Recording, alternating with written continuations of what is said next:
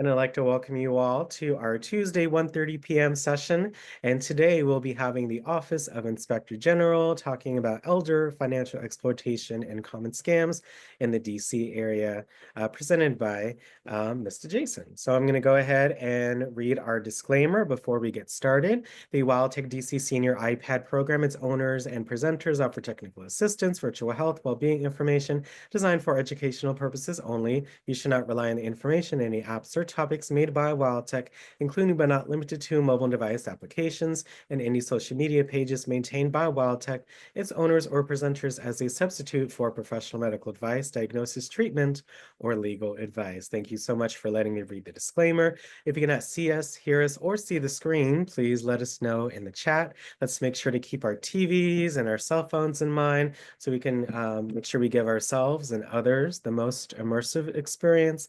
And as always, I recommend you take notes, either handwritten on your iPad or another device, or take screenshots on your device so you can review the information for later if you would like. Other than that, Jason, if you could introduce yourself and your topic for today, we'd really appreciate that. And once again, thanks so much for presenting to our group today. Yes, hello again, everybody. I'm very happy to be here. For those who don't remember me from last time, my name is Jason Facci. I am a Special Assistant United States Attorney, where I prosecute elder abuse, neglect, financial exploitation, and Medicaid fraud cases on behalf of the DC Office of the Inspector General.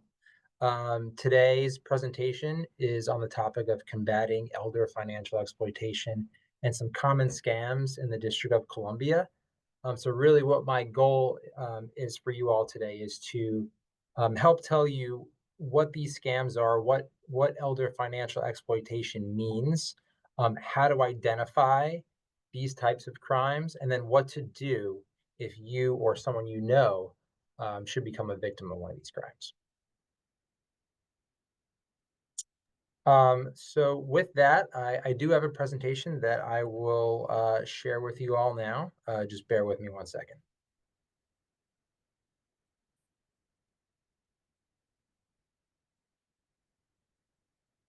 Yep. And keep in mind, you all of our sessions are posted onto our YouTube channel. So again, keep that in mind when sharing questions as well. Please put them in the chat if you would like as well. But just to keep that in mind, especially for our conversation today. But we see your presentation, Jason. Thanks so much. All right. So before we get into financial exploitation and scams, just to give you a brief overview, there are several different forms of abuse that I come across in the cases that I prosecute.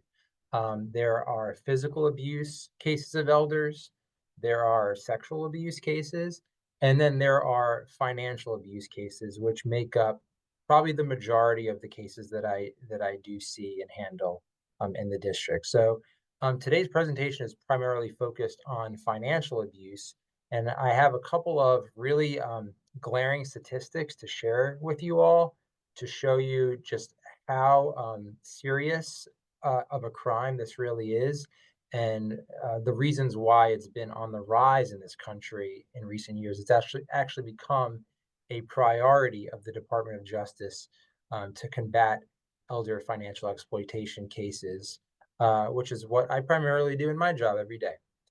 So I have a quick little video clip to show you to really highlight what I'm talking about. I served in World War II and Korea. I was a federal judge. I was the director of the FBI, director of the CIA, and I was the target of an elder fraud scheme.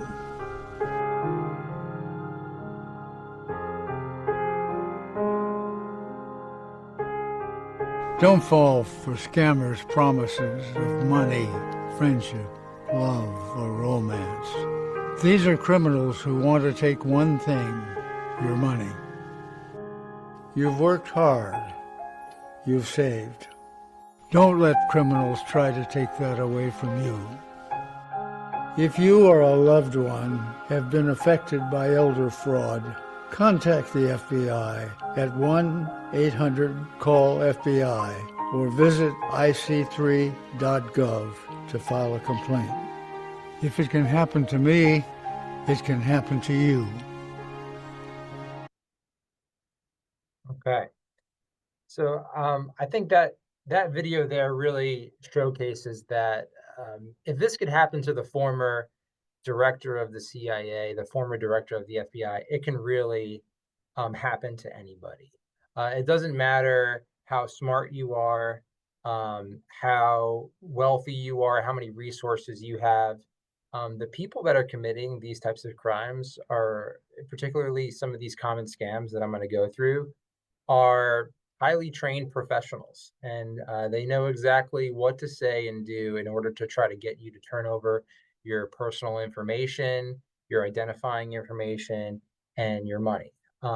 But you all being here today is really the first step, that for you all to take in really protecting yourselves, because I think that the best advantage that we all have is just recognizing what some of these scams are, so you can kind of stop them before they even start.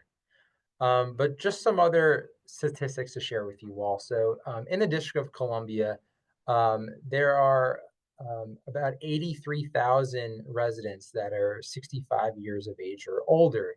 65 years of age or older is defined in our law actually as an elderly person.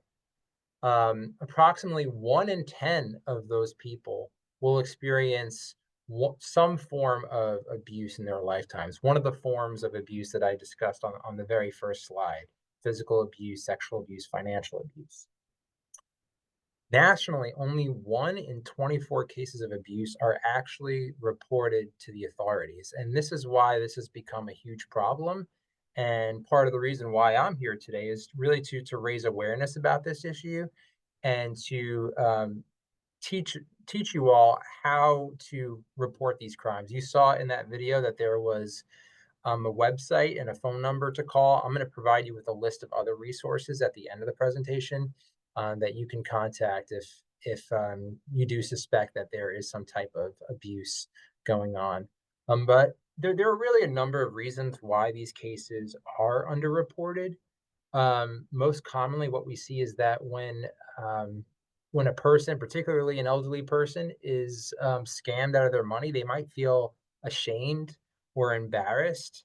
You might think that I should have known better, and they're afraid to tell people what happened to them. They're afraid to report it to law enforcement.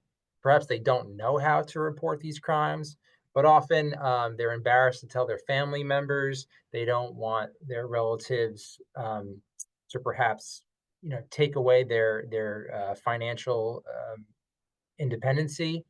Um, and so there are really a whole host of reasons. Perhaps they don't know where to report it. Perhaps they don't have the ability to report these cases. We often see some of the victims of these crimes don't have any access to technology, or in some cases are bedbound and don't really have the ability to report. 60% of abuse and neglect perpetrators are actually family members. So most commonly, we do see family member or relative financial exploitation going on. Social isolation is one of the top contributing factors to exploitation, and you can see that when many seniors live alone in their home and may not have family members or friends nearby, and that type of isolation can really put a target on your back. And as you'll see later in this presentation, there are scams out there that are designed to target people who are might be lonely, who might be looking for a friend or somebody to trust. And unfortunately, a lot of these criminals prey on those people and try to take advantage of that social isolation, which is why it's really important to stay connected, which I know you all are with this great program. You have access to technology. It seems like you have a great sort of community of people here and ongoing events. It's really important to stay connected with friends or family members, to share these types of experiences. If you feel like something is wrong, or there's some type of suspicious financial activity, if you see something, say something. And a lot of times, there are tons of resources out there. And I think when you often, share these experiences with others, it may help you realize, you know, somebody might be trying to take advantage of me in these situations. Um, Elders who have been abused have a 300% higher risk of death. This is actually a very sad statistic, and unfortunately, I see this in some of the cases that I prosecute, where we have elderly victims who have had their money stolen. Sometimes, well, that money makes up a lot of their life savings. That takes a mental toll on them. Anybody can become depressed or anxious over the loss of money or property that you worked, your whole life to save.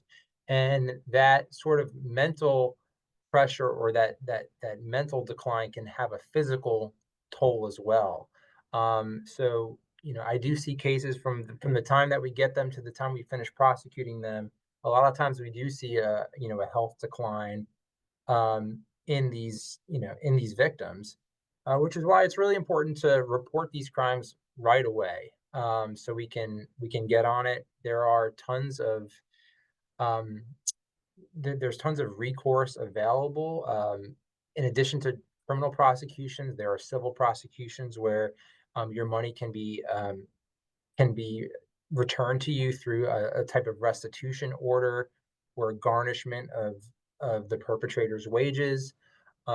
We have the ability to, do that in criminal court as well, as a condition of probation or as a condition of the sentence for the perpetrator to pay back all money that they stole. So there's always hope out there, and it's really important to stay positive and stay hopeful if something like this does happen to you, because there are administrative, civil, and criminal remedies for you. Americans that are age 70 and older make up the largest wealth bracket in the country. As you can imagine, older people have spent their whole lives accumulating wealth. They often have good credit. They often own their homes, and that's why criminals and scammers know to target this type of population, because they know they have the resources. They might be more trusting of others. And each year, over $3 billion, that's 3 billion with a B, is stolen through elder fraud. So that's why this has become a national priority for my office, for the Department of Justice, and we try to raise awareness of these issues really as much as possible, so it does get reported. So who are we talking about when we mention financial exploitation? Who does that apply to? It applies to elderly persons, which is a person 65 years of age or older, as I mentioned, and also vulnerable adults, which is anyone who is 18 years of age or older, who basically cannot safeguard their own person or property. They may require an aid or some type of assistance. A person can be both elderly and vulnerable, which is typically the cases that we do receive in our office. So up on the screen here, this is the law that I use to prosecute elder financial exploitation cases. So it's defined in our DC official code, and it is when somebody uses there's many different forms of financial exploitation, but sort of the most common here are if someone uses deception, intimidation, or undue influence to obtain your property or money. They would be guilty of financial exploitation. I'll talk about undue influence on the next slide. But exploitation can also be getting someone to assume a legal obligation on their behalf. So what that means is the example I like to give: a family member purchases a car and puts it in your name, right? Now you have a legal obligation to whatever happens to that car if it gets into any accidents. Um, so even though you might not have paid for the car yourself, if it's in your name, if any type of property like this is in your name, you know that is creating a legal obligation on you that might be against your will, might be against your interest, and that's another form of exploitation that is not as common as some of the rest. Um, Exploitation can also be any form of fraud, theft, identity theft, which is a very common one. Forgery, forging a person's signature on an application or on a check. Those are also very common forms of financial exploitation. So I mentioned before undue influence, which is a little bit different. This is when you know that your property has been taken. It wasn't secretly taken from you or stolen from you without your knowledge. This is when you are aware that your money was you gave up your money to somebody or somebody took your property, but you felt like you could not say no to that person due to some type of mental, emotional, or physical pressure that overcomes sort of, your judgment here, and you end up acting against your own interest. So an example of this would be a family member. Let's say you completely rely on a family member or an aide to take care of you, and then one day that person asks you for a bunch of money. You might feel like you can't say no to that person because if you do, then maybe they'll stop taking care of you. That's a type of mental and emotional pressure that they may be, putting on you and taking advantage of that, taking advantage of your trust in them in order to take your money. I actually had a case involving this. It was a home health aide who claimed that her car had broken down and she could no longer come to the senior's home to take care of him that week. And she asked him to pay for, $500 to fix her car. And he did because he didn't want to lose, his aid for that week. But, you know, what should have happened was a different aid could have been, replaced in her stead. And so there were always alternative options out there. And it's really important that if you feel someone is trying to prey on your emotions or so, in order to get your money, putting that pressure on you, that is a form of undue influence, and that is a form of exploitation. We actually, our office prosecuted one of the first undue influence cases a few years ago. It involved a church pastor in DC who befriended an older woman. He came to her home and he exerted religious pressure on her. And because he was a pastor, the woman trusted him. And he one day convinced her to do a reverse mortgage and have the payments go to him. And she thought this wasn't right. She didn't tell her family about it right away. And anytime she started to question it, the pastor would just say, "It's okay, just let's just pray together," like and they'll sing songs together. And he ended up stealing $70,000 from her. But that man was eventually caught. The family member found out about it. It was reported to the authorities, and he ended up pleading guilty to financial exploitation and was ordered to pay back all the money in monthly installments. Whatever he could pay back, he's still paying to this day until that person is made whole again. So that's another example of undue influence cases.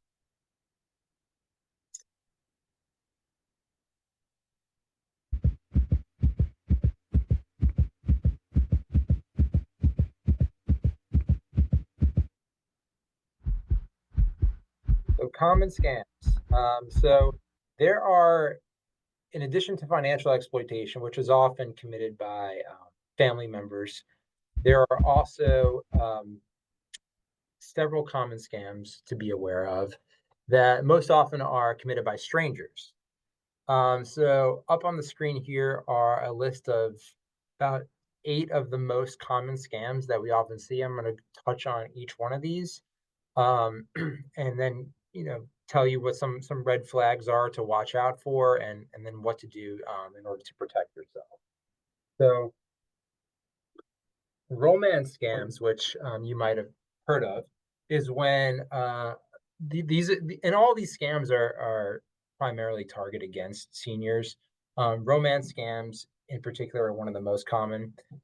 This is where you might meet somebody online, either through social media or on a dating website, and that person, you're talking to them online for several months.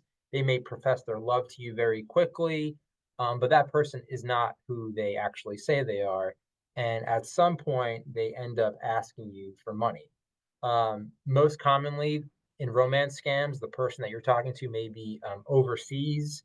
Perhaps they're a U.S. citizen, but they're working in another country right now.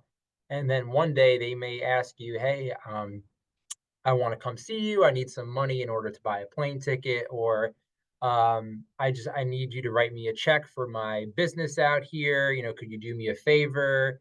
And they'll eventually ask you to wire them money, or send them money in some different form. That is a typical romance scam. There was actually a woman in DC who sent over $1.2 million to somebody in England. um, the person that she was talking to, anytime she wanted to have a video call with him, or see this person, he kind of led her on, and but would never, appear, or never show up when she expected him to. And little by little, he kept asking her for money for his business until she sent all this money. She was a very wealthy widow in DC.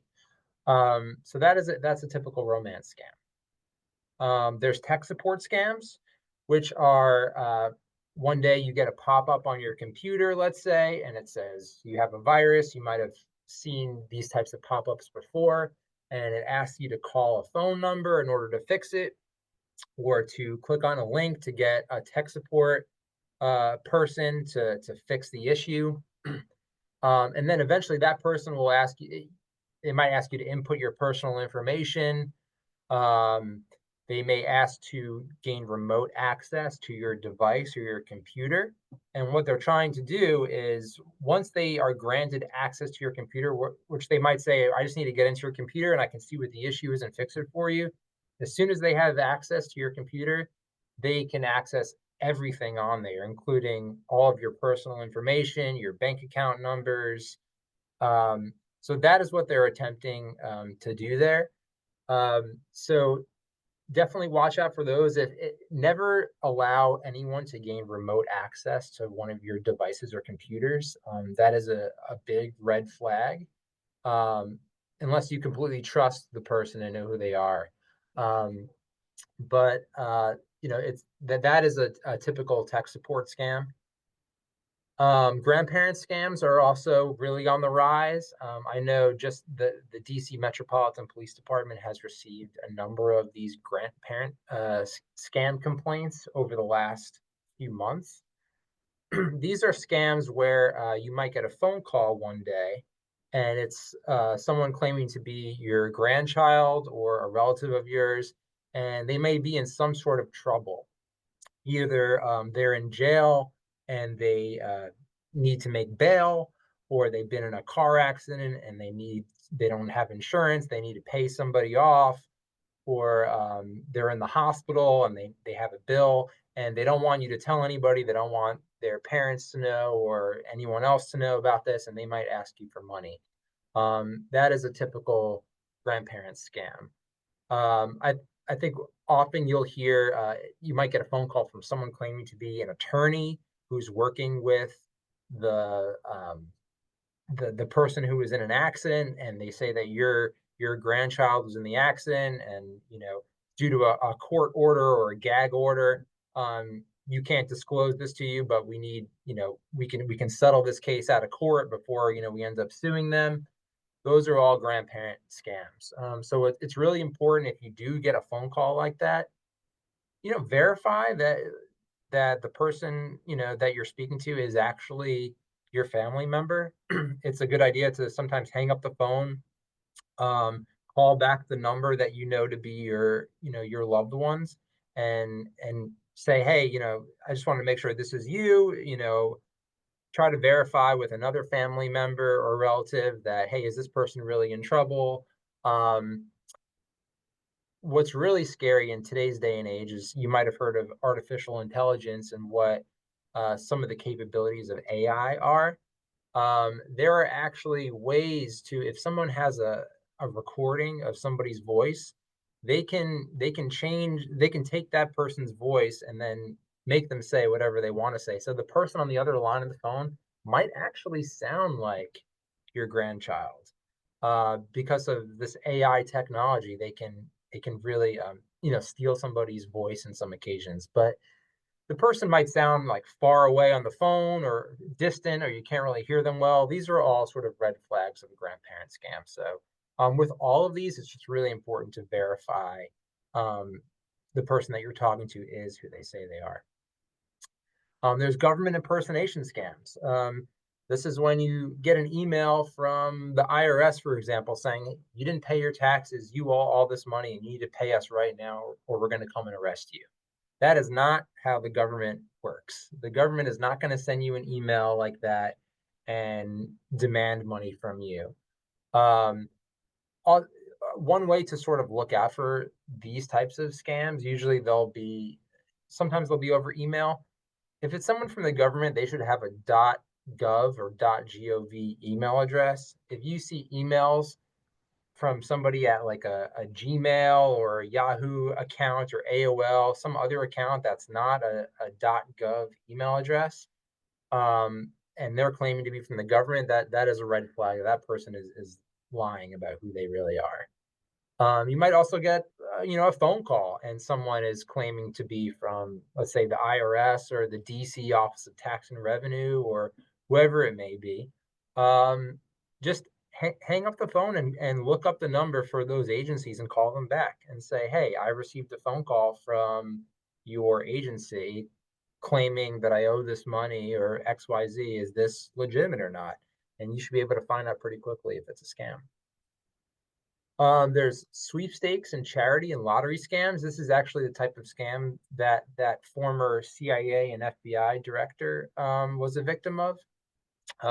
These are where somebody has an illegitimate charity and they want you to donate money to a cause that doesn't really exist. It's always really important to verify if the charity is actually real or not. There was actually a gentleman who was prosecuted in DC a few months ago who sent out mailings across the whole country about a made up charity, and he got people to send in donations. So it's just a good idea to verify, if these are actual legitimate charities. Lottery scams are kind of similar. Um, and I think it's really helpful to give real life examples of all of these. So a lottery scam is when you might get a phone call or email one day saying that you are the winner of a big prize, a brand new car, a cruise, in the Mediterranean, whatever it may be. And in order to collect on that prize, they just need your personal information, your credit card number to just pay. You just need to pay the taxes. Otherwise, the rest of the trip is free or the car is free. And that's another way of getting your money. There was actually a gentleman who, this happened out in, I believe, somewhere in the Midwest. But he was the victim of a lottery scam where, one day he got a phone call while he was driving in his truck and they said, "Hey, are you driving right now? I need you to pull over. I have some important information for you. You're the winner of a brand new pickup truck. We did a statewide sweepstakes, and we just picked people based on their voter registration, and we picked you. You're the winner of this, $60,000 truck, and you just, I'll contact you in a few days with some more details." He got this person really excited. This person was actually talking to this victim for several weeks and months, stringing him along, saying, "All right, we just need a little bit more time on the truck. We need to ship it. You're just gonna have to pay the shipping costs. Um, pay this amount, and we're gonna refund it to you, right away. You just need to put down a deposit or a down payment that you'll get back." And the guy got strung along for so long, he ended up giving this person his entire life savings in order to get this truck, and he couldn't stop. He was very excited about winning something and never won anything in his life. And this victim, unfortunately, now he goes around and he gives presentations across the country about, telling people what happened to him. So if it's too good to be true, if it sounds too good to be true, it is, right? And we've all heard that expression, and it rings true here as well. Home repair scams. These are scams where a contractor, signs up to do some work on your home, and they ask you to pay up front, and then they never show up to do the job, or they ask for, full payment of the full job. They start work and then they never finish it, and you end up having you know an unfinished job in your house, or the problem still exists, and now you're out all the money. There's actually a small agency in DC who focuses primarily on home repair scams and goes after contractors who are committing fraud like this. So I guess my advice there is make sure that you're working with a reputable person and contractor. Make sure they have good reviews. Other people have used them before, and don't pay all the money up front, because this may be an opportunity for a home repair scam. TV and radio scams, a little less common. These are illegitimate advertisements on TV, on the radio, that are advertising for legitimate services. So, for example, a company saying that they'll help you with your credit card debt, or reverse mortgage type of advertisements. Again, always important to verify that the ad is legit, that the company that you are sending information or money to is legitimate. And then lastly, family and caregiver scams, which I already talked about. Those are your typical financial exploitation cases. I think most commonly what I see are either family members or home health aides or caretakers that have access to a senior's bank account. Maybe they're helping pay their bills, or they're helping them with their finances, but they're also withdrawing money on the side and putting it into their own account. Um, I've had several cases involving home health aides or employees that work in nursing homes who do all the shopping for a senior. Senior trusts them, they completely rely on them, and then when we get copies of the bank statements, we see that thousands of dollars are being withdrawn every so often into this person's account, or we see financial activity on the victim statements that we know that they could not have done themselves, or they're for services that we know that they would never purchase. So those are common examples of family and caregiver scams. So common perpetrators, as I mentioned, they can be caregivers, they can be facility bankers, such as there are actually bankers that work in some nursing homes and assisted living facilities. I had a case involving one of those, which I'll talk about in just a second. Family members, the most common. Friends, fiduciaries, these could be your guardians or conservators.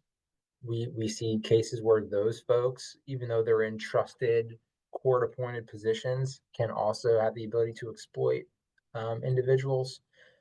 Trusted others, strangers, and strangers that become trusted. So how do we identify financial exploitation? So these are some of the common red flag indicators that there may be exploitation or a scam going on. Most commonly, financial activity that the senior could not have undertaken, such as ATM withdrawals when the account holder is bedridden. This was going back to the same case involving a home health aide. The victim in that case was homebound, and he never left his home.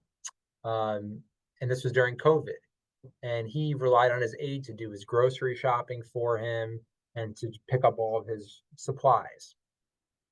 She was doing that, but she was also purchasing things for herself all around town.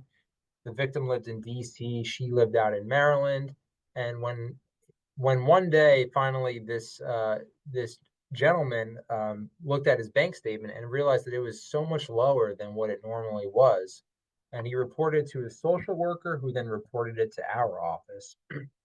And we saw on his bank statement transactions at nail salons and beauty parlors and huge jewelry purchases, makeup, things that we know that this person did not buy, and that was an indicator that that this person was being exploited by someone, and likely his aide.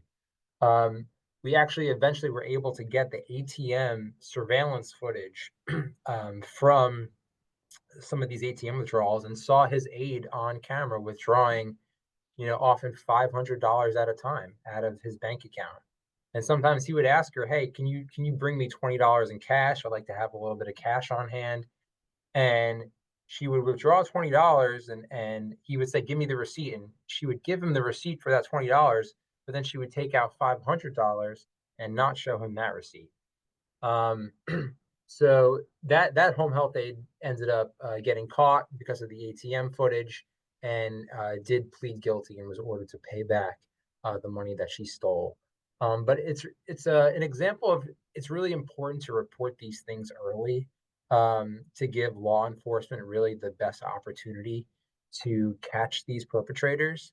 Like, for example, ATM footage, for whatever reason, I guess because there's a lot of footage, banks only hold on to that for about 90 days total. So it's really important to, if you see something like that in your account, a suspicious ATM withdrawal, to report it right away, because a lot of this information will get lost over time. So it's important to act quickly. Um, some other red flag indicators: unpaid bills despite having funds in one's bank account, sudden changes to a person's will or power of attorney, unexplained or unusual bank activity, um, Cash App transactions. A lot of these perpetrators use Cash App to withdraw money from someone's account. So Cash App is an app that you can put on your phone, and if you have someone's bank account information, I can create an account. I don't need a bank account to make an account on Cash App. I can use a fake name and a fake email address. And if I have someone's bank account information, I can have that person send money to my Cash App account. And then I can basically use that to make purchases. And it's a way of taking someone's money without it being tracked.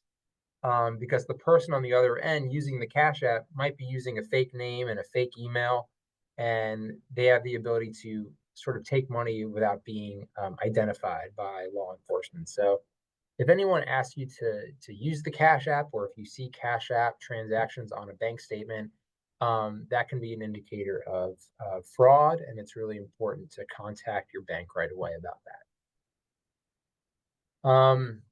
New names being added to bank accounts, or new banks that are using your name, new lines of credit, unnecessary goods or services, which I touched on, and also injuries can be a red flag of financial abuse, because often physical abuse and neglect goes hand in hand with financial abuse. So most commonly with, again, caretakers or family members. If a person has unexplained bruises, broken bones, injuries that don't match the reason given by the victim, that could be an example of criminal abuse of an elder or vulnerable adult. And when someone is being physically abused like that, they also may be being financially abused. Those things do go hand in hand with each other often. So how do we protect ourselves? Most importantly, attending this presentation, recognizing the scams, and is really the first step, and the best step that you can take. Resist the pressure to act quickly. All of these scammers and criminals are always going to act with a sense of urgency. If they're talking to you on the phone, they're not going to want you to get off the phone. They're going to try to get you to not hang up and say whatever they can to keep you on the phone and to get you to turn over the information. If it's a lottery scam, they're going to say this deal is, this is a one-time offer. This is expiring tomorrow. They want you to act quickly. Um, any of these scams, grandparent scams, romance scams, it's always going to be some sense of urgency and pressure, and that should tip you off that this is likely a scam. They are trying to get me to act really quickly and not have me contact anybody else or give me time to think about it. Just hang up the phone is really the best advice to give. If you get a call from somebody you don't know and they're asking for your personal information or money, it's best to just hang up the phone. Um, you can always call back. You can do some research. You'd be surprised what you can type into Google. You can type in that great offer that you're being given or that company that's contacting you. You can type that into Google and what they're saying to you, and you might find articles saying this is a scam because they reuse the same stuff over and over again. They reuse the same scripts that they go off of. They might try to do this scam in the exact way to many different people, and other people will talk about it online. They'll post articles about it, and that's one way of finding out if something is a scam. Again, be cautious of unsolicited phone calls, mailings, or door-to-door service offers. Never send your money or personal information to unverified sources. If anyone asks you to wire money or send money via Western Union or Bitcoin, or asking about sending money via cryptocurrency, those are all buzzwords, and those are all commonly used in scams and for committing fraud. So never wire money. If someone asks you to wire money for something, I've even fell victim to this before. In my youth, I purchased tickets to a football game online, and the person asked me to wire the money to them, and I ended up wiring the money to them to buy these tickets. And then I realized afterwards that it was a scam. And luckily, I was able to contact my bank and cancel the wire before it was picked up. Because once that money is picked up from a wire or from Western Union, it's gone, and it's almost impossible to get back, because there's really no way of, especially a lot of the people who ask you to wire money might be overseas, and once they pick up the money, it's almost impossible to retrieve. So those are huge red flags to look out for. For tech support scams, use up-to-date antivirus software on your computers. If you feel your computer is being hacked, if your computer is locked after you clicked on a link or downloaded something, unplug your computer, as quickly as possible, because what someone is trying to do on the other end is access your files and your personal information in there. Never click on any links or email attachments that you don't recognize or that are from unverified sources.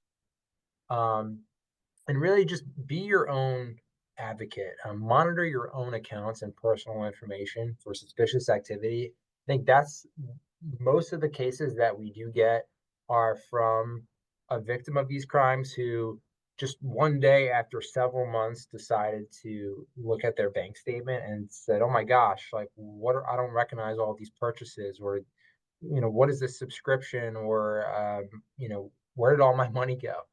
And unfortunately, months and months have gone by. Some of the evidence may be lost. So it's just a really good idea to just monitor your accounts regularly, make sure that everything in there does look correct.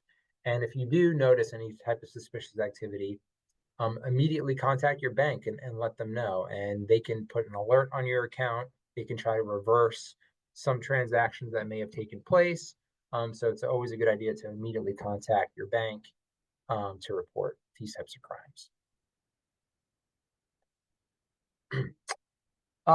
I have a couple of press releases that I can share from. I know I gave you a bunch of case examples, but here are some other real world case examples that our office has prosecuted, and it kind of highlights just how some of these scams and exploitation, can happen.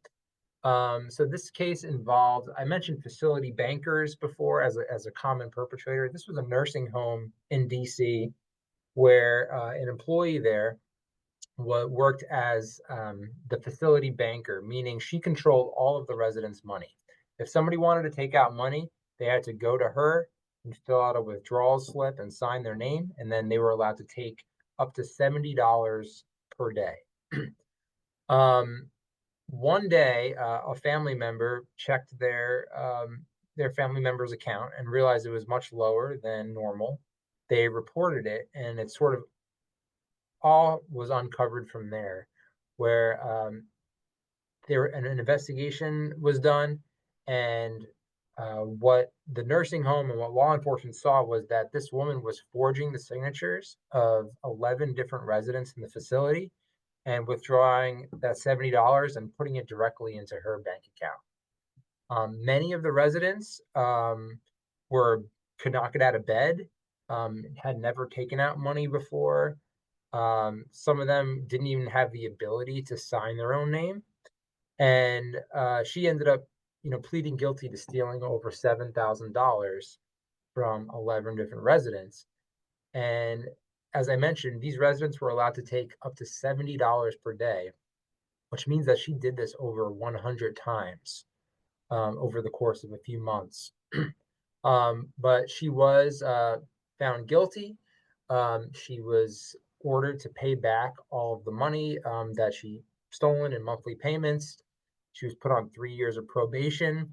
And I think most importantly, one tool that we have in our tool belt as prosecutors is we have the ability to ban somebody from working with elderly or vulnerable people for a certain period of time if they are convicted of one of these crimes. So if it's a person who works in any kind of medical facility and they are found guilty of these crimes, we will send a letter to basically Medicaid and Medicare saying this person was found guilty. We ask that they be prohibited from working in any federally funded healthcare facility for up to 3 years or up to 5 years, and effectively that precludes that person from working in any type of medical setting, so they can't victimize other people. So that's one other option that we have as prosecutors to try to prevent these crimes from reoccurring again and again.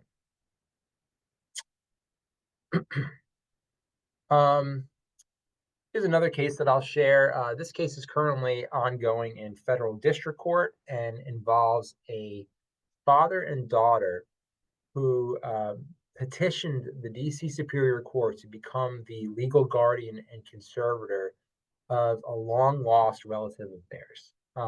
So there was an elderly woman who she fell in the metro and she actually broke her arm and was brought to the hospital and then put in a rehabilitation facility. The facility realized that she had cognitive impairments and that they needed to find her a guardian. And so they found her ex-husband's stepchildren. You can't even make that up. That's kind of the most distant relative, really, one of the most distant relatives you can think of. Her ex-husband's stepchildren came forward and they said, we would love to become her guardians. We want to move her out of the nursing home and bring her to our home. We just need to gain access to her bank account in order to figure out what resources she has, cover any moving expenses, and help get her set up in our house. And the court said, this is great. These are the kind of stories we want to hear. Family members coming forward and taking care of their loved ones. And as soon as they were given access to her bank accounts and became her guardians, they basically withdrew all of her money and stopped responding to the court. They abandoned the victim at her nursing home and basically took the money and ran. In total, they stole over $105,000 from this woman, including her Social Security benefits, which they had signed over to themselves as their representative payee. So this case is currently pending in federal court and is expected to go to trial next year. So what do you do if you or someone you know is a victim? Well, there are tons of resources out there available, phone numbers you can call. The FBI is certainly one of them. In the beginning of the presentation, there was that ic3.gov website, which talks about a lot of what I'm talking about here and how to recognize scams, and has an online complaint form. But in the district, you can also call the Medicaid Fraud Control Unit, which is where I work. So a brief history about the Medicaid Fraud Control Unit, also known as the MAFUCU. So the Medicaid program was created in 1965 to provide health insurance for low-income individuals. That's not to be confused with Medicare, which is health insurance for Americans 65 years of age or older. But when Medicaid was first created, fraud ran rampant throughout nursing homes across the country. And there wasn't a law enforcement agency that was really equipped to handle these types of cases. So in 1977, the first Mafuku was created in New York. And since then, they are now in all 50 states, the District of Columbia, Puerto Rico, and the Virgin Islands. The DC Mafuku is housed inside of the Office of the Inspector General. And our unit is overseen by the federal government, by the Department of Health and Human Services. So they provide oversight for us. They provide grant funding for us to investigate and prosecute cases. But really, Mafukus are, I think, the best equipped to handle these types of violations. Mafukus only handle Medicaid provider fraud. That's fraud committed by doctors, aides, medical professionals, and abuse, neglect, and financial exploitation of either Medicaid beneficiaries or people that are residing in any type of facility. So I'll give a sort of a brief overview of Medicaid and Medicare fraud. Even though this is fraud, that's the victim of these fraud cases is really the government. It's, you know, the Medicaid and Medicare systems, but it's also your taxpayer dollars. We're all paying money into those systems. So when someone commits Medicaid or Medicare fraud, it really affects us all. And each year, it's like trillions of dollars are lost to healthcare fraud. But this can also affect you on an individual level in several ways, which I'll talk about in just a second. So some of the most common fraud schemes that I see in my line of work are doctors and providers, these types of any kind of provider of Medicaid services, billing for services that are not actually provided. About 10 years ago, the biggest type of scheme involving this was home health aid fraud, where aides were coming to people's houses, and maybe they came and took care of a beneficiary in the beginning, but eventually they stopped showing up, and yet they still billed Medicaid, saying that they appeared at this person's house 40 hours a week, and got paid as a result. Sometimes these providers will pay kickbacks to the victim or to the beneficiary and say, "Hey, I will give you $50 a week or $100 a month, whatever it may be, if you sign my timesheets and say that I was here, every day this week." And we don't prosecute the beneficiaries in those cases because we believe that the true the true bad actor here is the provider that's sending the bills to Medicaid. But that's a very common example of billing for services that are not provided. There's also double billing, billing for more hours that there are in a single day. You'd be surprised, the people that get caught by these crimes are the people who are most greedy. And I've seen cases where someone claims that they worked 30 hours in a single day, which we all know is more hours that there are in a day. But that's how greedy people do get with committing healthcare fraud. Billing for medically unnecessary services or tests, falsifying credentials. Another common one could be billing for billing or drug substitution, as in, let's say you get prescribed a certain medication and the pharmacist bills Medicaid or Medicare or your health insurance company for the name brand expensive version, but then they give you the CVS or Walgreens version, which is much cheaper. So they're making a profit on this because they're claiming they gave you one type of medication, even though it's virtually the same medicine. They're billing for the more expensive one, and therefore are committing fraud that way. The ways that this can affect you is the example I like to give is if you, let's say you go to the dentist one day and you have a cavity and you get that cavity taken care of, but the dentist bills your insurance for a full tooth replacement and extraction. Now, several months later, you actually need to have that tooth removed, and your health insurance company denies the claim. And they say that you've already had this procedure done. And that's because the doctor was submitting fraudulent bills and billing for expensive services that were not provided. This can now affect you, and now you might have to wait a long time to fight with your insurance company to get the medical services that you need. So this is how it can actually affect people on an individual level as well. So the DC Mafuku, as I mentioned, is housed in the DC Office of the Inspector General. We are a law enforcement agency. We're made up of prosecutors, such as myself. We have investigators, special agents, auditors, administrative support staff, data scientists, and we work closely with all other law enforcement agencies. We work with the FBI, with MPD, U.S. Attorney's Office, and other DC stakeholders to combat patient abuse, neglect, and exploitation. We get our referrals from many different sources. They can come from citizens such as yourselves.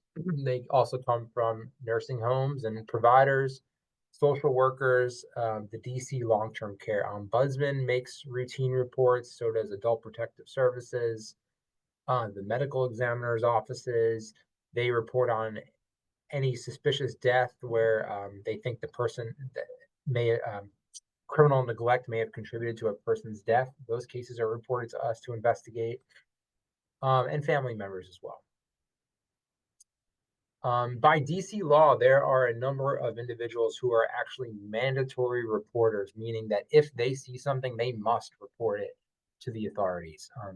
Those are conservators of finances, legal guardians, healthcare administrators, licensed health professionals, police officers, bank managers. So actually, we get what's called suspicious activity reports, which are very confidential reports that are sent by banks anytime they notice suspicious activity on someone's account. So we might get a letter or an email saying so-and-so, has $1,000 purchases or $1,000 withdrawals occurring on a regular basis. We think there might be fraud. Here you go, law enforcement. Go and investigate this. So those are very common reports that we get from banks. Financial managers are also mandatory reporters, and social workers. The Mafuku jurisdiction, as I mentioned, we primarily excuse me, we primarily handle cases that occur in any type of healthcare facility, but also in a private home if the fraud or scam or exploitation was done in connection with the person receiving some type of medical service. But if we receive a referral of a case, we are required to, if it's a case that we can't handle for some type of jurisdictional reason or other reason, we're required to send it to the right agency that can handle that case. So it won't just stop with us, and we'll make sure that it gets into the right hands. So your issue or your complaint does get appropriately addressed.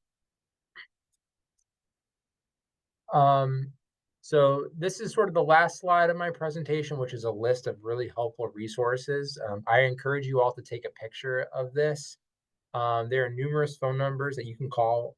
There are so many different DC agencies out there that are working with seniors in particular.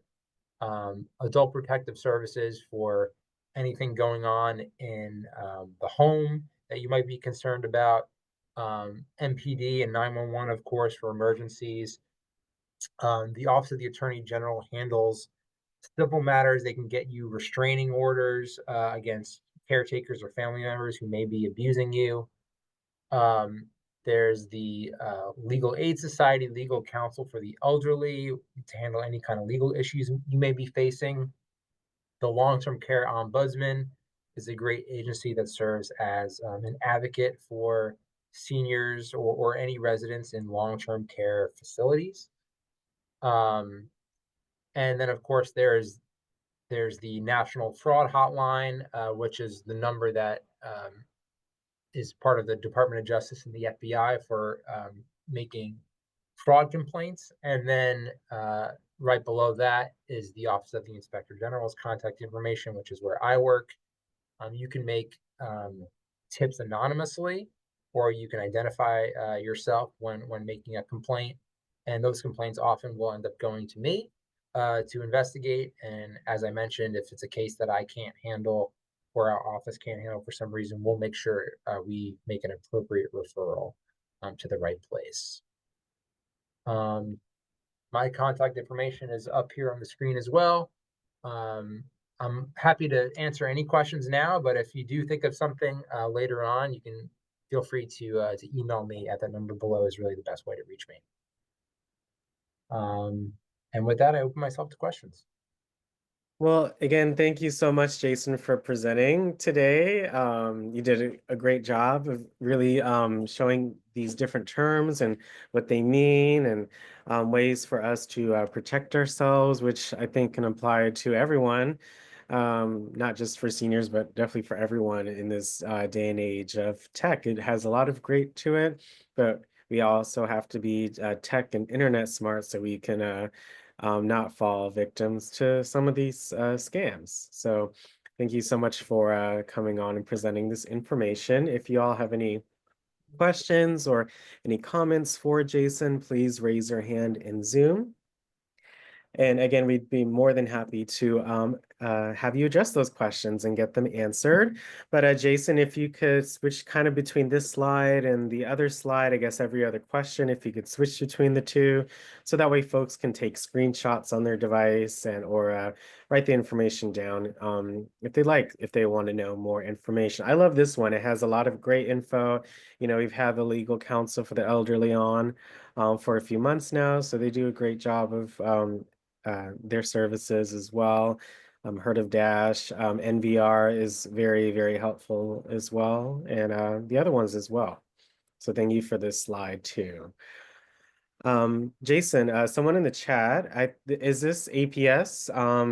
Would someone call APS for this? It says, is there a specific telephone number to report home repair scams? What would you say to that? Yes, there is. Let me see. I guess that one is not on here specifically, but that is that would fall under the purview of the Department of Consumer and Licensing Protection. Uh-huh. I can get you the number for that right now. So that there used to be an agency in DC called DCRA, which is the Department of Consumer and Regulatory Affairs, and they were the agency where if you needed any kind of license, like a business license or a permit to do any kind of construction work, you had to go through that agency. That agency ended up splitting, and now is known as the Department of Licensing and Consumer Protection. And that agency has investigators. There's actually a former investigator there from my office who handles the home repair type of scams. And so I can give you that contact information. I'm happy to drop the phone number in the chat if that would be helpful. Oh, Jason, is that the correct one? I was able to take a second to look that up. It's a 671 number. Yes, that is the one. Yes. So I would call that office for any type of home repair scam type of issue. Yep. Thank you so much, Jason, for that. I hope that helps out for whoever asked that question. So thank you so much for that. And we have 7 hands. So thank you so much. Just let's keep our time in mind, but be more than happy to address those hands. So thank you so much. First up is Anne. Thanks so much for coming on. What would you like to share? Hi, Jason. I'm Ann Dennison. I'm the Ward 7 um, Legal for the Elderly Council Advisory Council.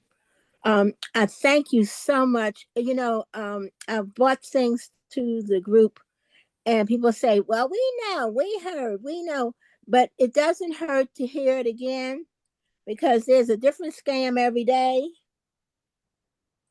And I have a kind of a funny story because I was the grandma scam the other day, and they targeted the right name but the wrong age child.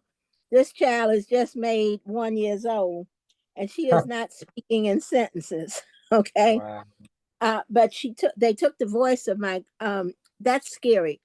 And that this A1 thing is real scary to me. Yeah. But they took her voice, and how they got it, we're not sure, but it was very concerning to her mother and I. And they wanted me to pay $15,000. I said, well, where are you, honey? And she says, well, my 9-year-old talks very older, very intelligent, and she's a bright little girl.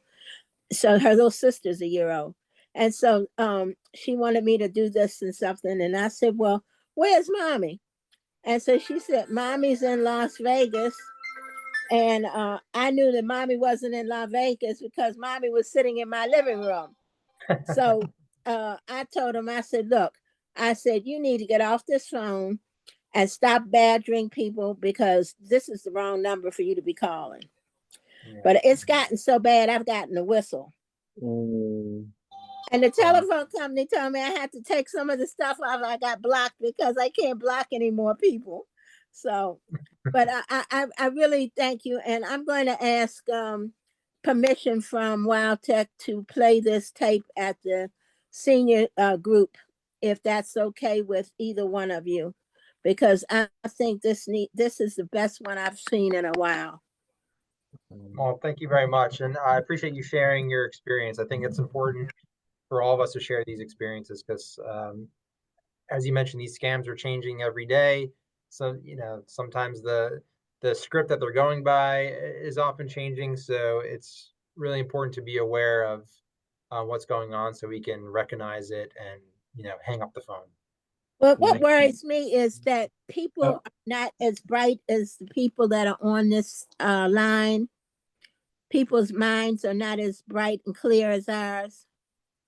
And that's what scares me, that they're getting to people who are not as equipped with information and things. This program, the Wild Tech, and you coming on to it is a very good, helpful experience for a lot of us.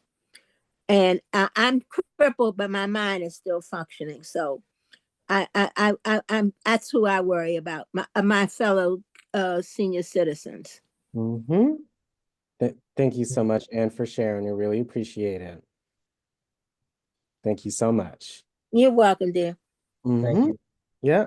Here we have a couple of hands. Thank you so much. Thank you so much. Hi, Yvonne. How are you? Oh, thank you, Alex. Well, thank you. Thank you, Jason.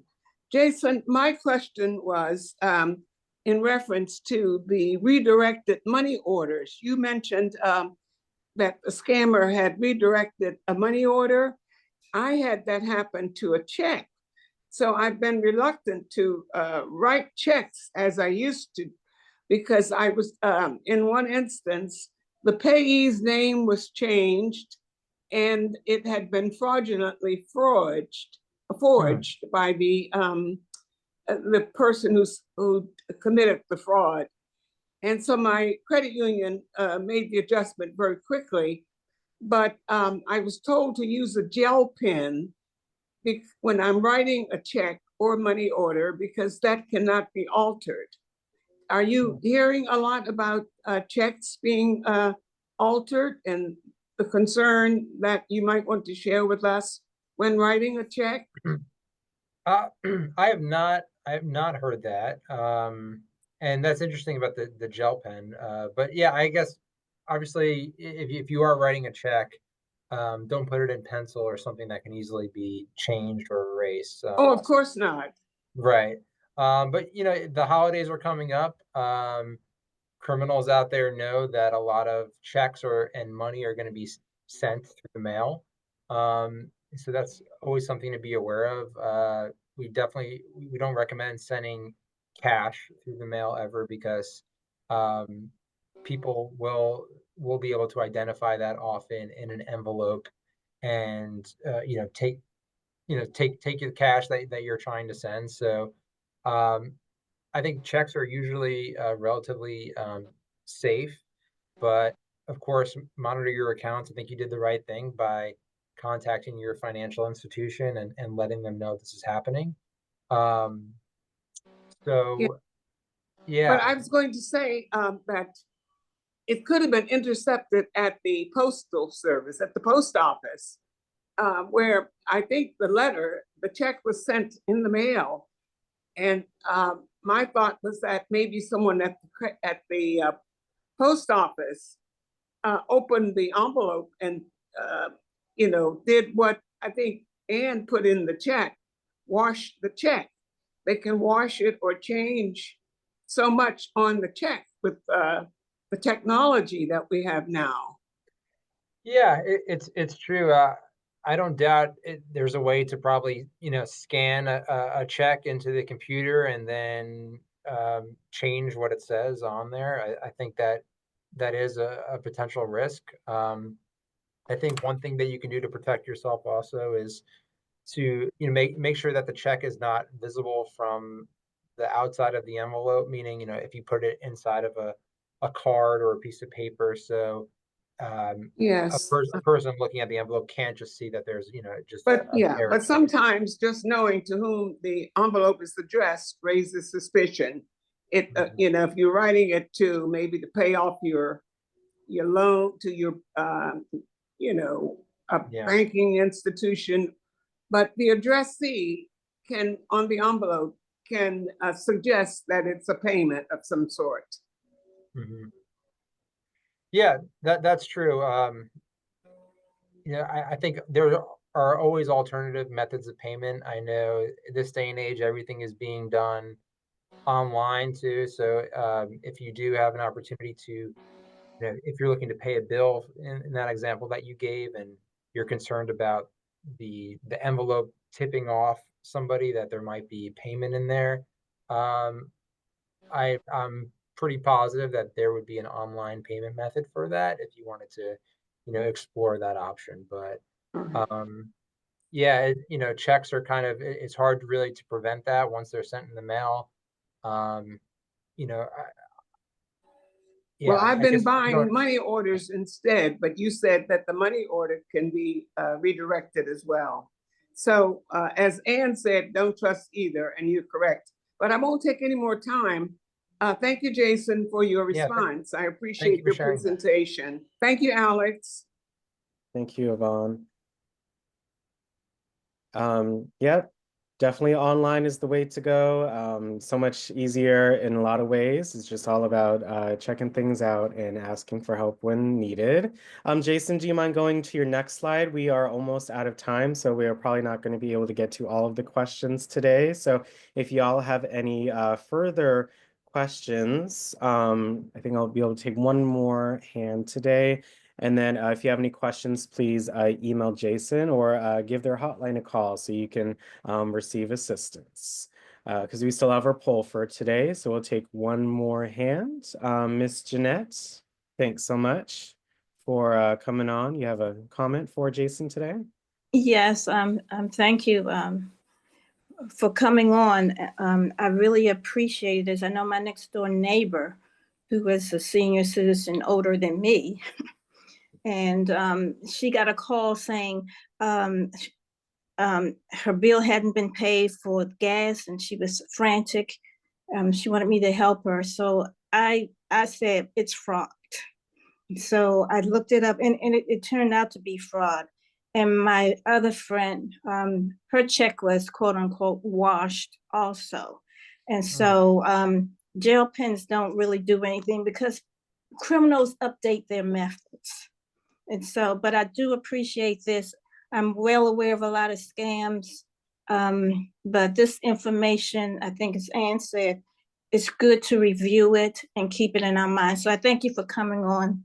And thank you for having this program today. Alex, I really appreciate it. Oh, thank you, Ms. Jeanette. You have a wonderful rest of your day. Thank you. I appreciate it.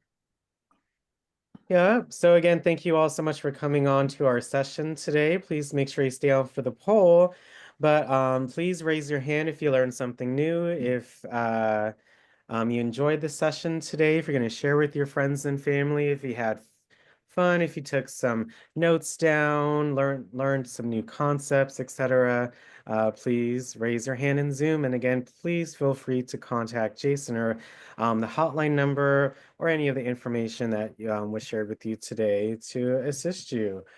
Jason, any last words or any comments for today, or some advice for us going into the holidays? Just, stay vigilant. If you see something, say something. And I hope everyone here has a very happy and safe holiday. Thank you so much, Jason. Hope to see you once again. Let's all say thank you so much to Jason. Wish him a wonderful rest of your day. And make sure you stay on for our poll. Thank you so much, Jason. Have a Thank you, great Jason. Thank you, Jason. Thank Jason. you. Okay, Thank I didn't you. get my question answered. Thank you so much. Thank you, Bye. Jason. Very much. Holidays. Take care. Merry Christmas. Thank you. Thank you so much. All right.